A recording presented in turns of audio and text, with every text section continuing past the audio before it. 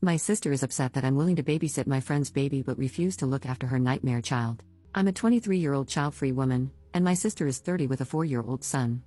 She's a single mom, her ex-husband is not in the picture and has no contact with her or the child. I'll get straight to the point, that kid is a nightmare to be around. It's not his fault, it's my sister's fault.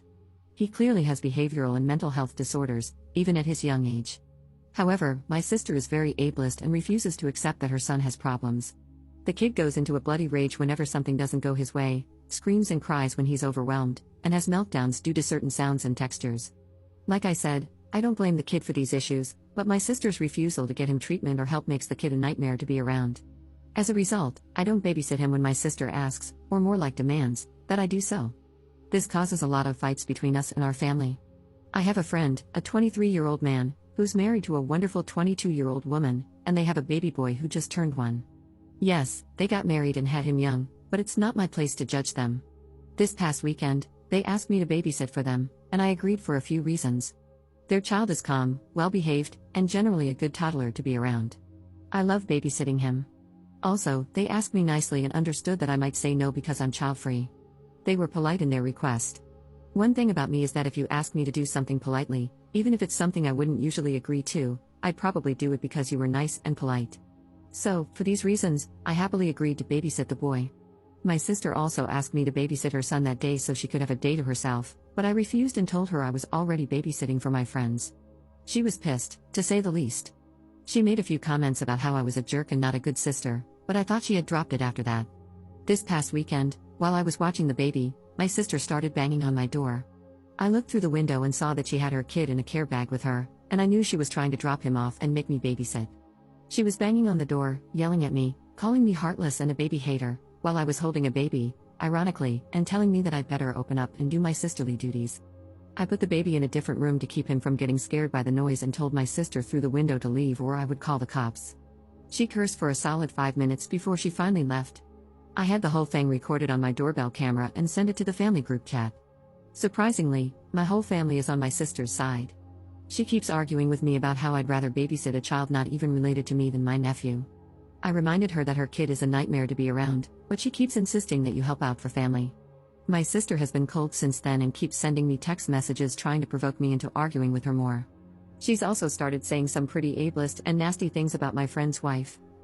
My friend's wife is on the spectrum and has BPD, and my sister keeps saying she should have been sterilized and never should have passed her issues on to her child. By the way, her child has shown none of the signs that autistic infants usually do, so I have no idea what my sister is talking about. I will admit that I do feel a bit guilty because I never considered babysitting my nephew, but I jumped at the opportunity to babysit my friend's child. My sister, dad, 66M, mom, 64F, and brother, 33M, are all calling me a jerk and saying that I'm just using the child-free label to avoid family responsibility. I need advice on how to get my family to see my perspective on this. How can I explain to them that the issue is the idea of babysitting, but the behavior of the child? Commenter: why doesn't your brother or other family members babysit him? Ops response: in the words of my family, he already has his own family responsibilities, you have none. Yes, that's pretty much always their response when I ask why my brother can't babysit the kid. My brother also knows deep down that the kid is a nightmare, even though he tries to ignore it, just like my sister and parents do. His kids also don't like spending time with her son because he's had violent meltdowns and has hurt them before. The kids avoid him like the plague. I don't blame any of the kids in that situation. My sister's son clearly has behavioral and/or mental issues that cause him to react violently to overstimulation, which is not his fault. He needs help so he can develop ways to control his meltdowns and keep his emotions in check. My brother's kids, while mature for their age, are still children and don't fully understand why he acts the way he does, so they harbor resentment and dislike toward him. I feel bad for all the kids involved, nobody is winning. Update 3 days later. So, things have really hit the fan.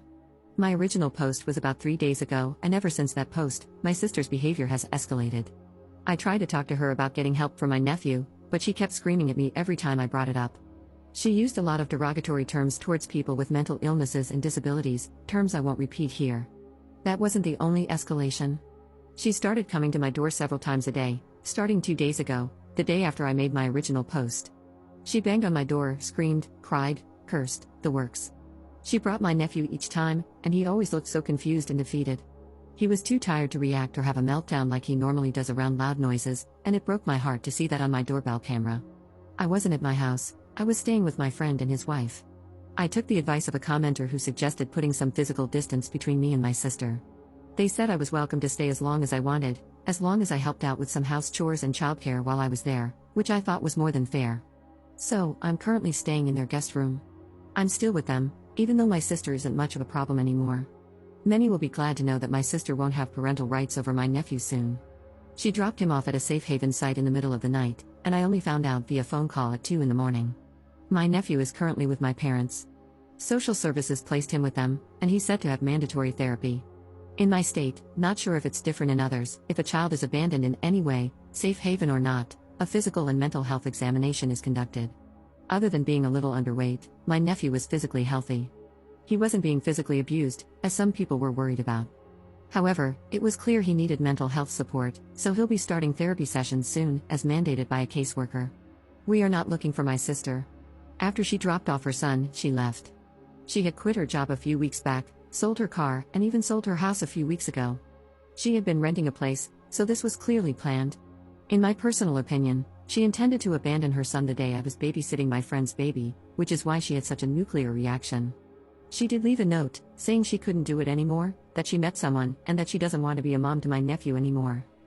In her note, she said she deserves a normal kid, not a burden like my nephew. I seriously hope my sister doesn't have any more kids with this mystery person she mentioned, but it seems like she's running off to start a new life and family. She still has 30 days to reclaim rights over my nephew, but it doesn't look like she'll do that. Time will tell. As I mentioned, I'm still staying with my friends because I was worried my sister would do something. My parents and brother have also been blowing up my phone and coming to my house, switching between apologies and blaming me for this. They think that maybe if I had babysat that day, she wouldn't have done this, but I believe she wanted me to babysit so she could go through with it. I'm not mad at them for blaming me. I understand that my sister is still their family, and they're rightfully in shock and want someone to blame. They're human, and I know people can be cruel sometimes while going through shock and grief. So, yeah, that's life right now. I'm currently sitting on the couch with my friend's baby while my friend is at work and his wife does a quick grocery run. She was going to take the baby with her, but I insisted on watching him so she wouldn't have to deal with the car seat in the very stormy weather we have in our area right now. This update is all over the place, and I feel like I'm rambling. There's still a lot of unknowns regarding my sister and nephew, but for now, this is the update.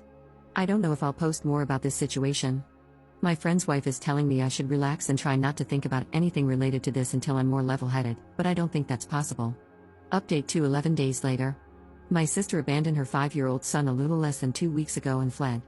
The police are looking for her, but she hasn't been found yet. My nephew is with my parents and is in therapy.